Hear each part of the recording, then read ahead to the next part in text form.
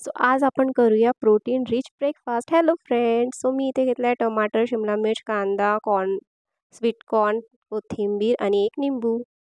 So आपण हे सगळं चिरून घेतलेलं आहे आणि त्यानंतर आपण आपलं बॅटर भिजूया. मी अर्धा कप इथे बेसन घेतलेलं आहे, 2 टेबलस्पून रवा घेतला आहे, थोडीशी हळद, मीठ चवीपुरतं, पाणी टाकून याला छान भिजवून घेऊया आपण. खूप जास्त घट्ट पण नको आणि खूप जास्त पातळ नको.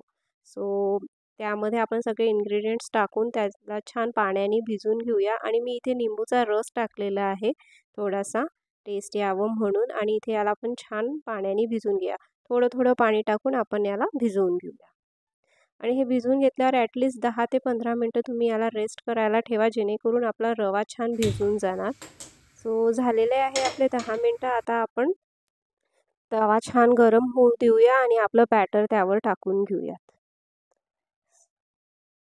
सो खूप छान वाटतो हा चीला पूर्ण वेजीस वगैरे टाकून. आणि तुम्ही पण हे नक्की एकदा करून बघा. खूप प्रोटीन रिच आहे. असो मी यावर टाकून घेते आहे पिझ्झा सॉस. त्यानंतर जे पण आपण वेजीस चिरून घेतले ते सगळे एकत्र करून टाकूया. तुम्ही एकत्र करून पण टाकू शकता किंवा एक एक करून पण टाकू शकता. मी इथे एक एक करून टाकलेलं आहे.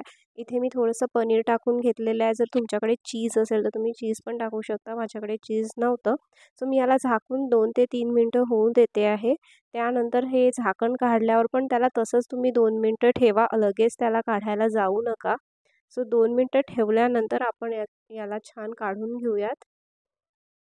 सो खूप छान असं क्रिस्पी झालेलं आहे. थोडासा माझ्या हाताने तुटला काढताना. सो काही हरकत नाही. बघा किती क्रिस्पी झालेलं आहे, तुम्हाला दिसूनच समजत असेल. सो झालं आहे अगदी झटपट आपली रेसिपी. तुम्ही पण नक्की करून बघा. तोपर्यंत भेटूया नेक्स्ट व्लॉगमध्ये. तोपर्यंत लाईक करा, शेअर करा, कमेंट करा आणि चॅनलला सबस्क्राईब करा. थँक्यू. बाय.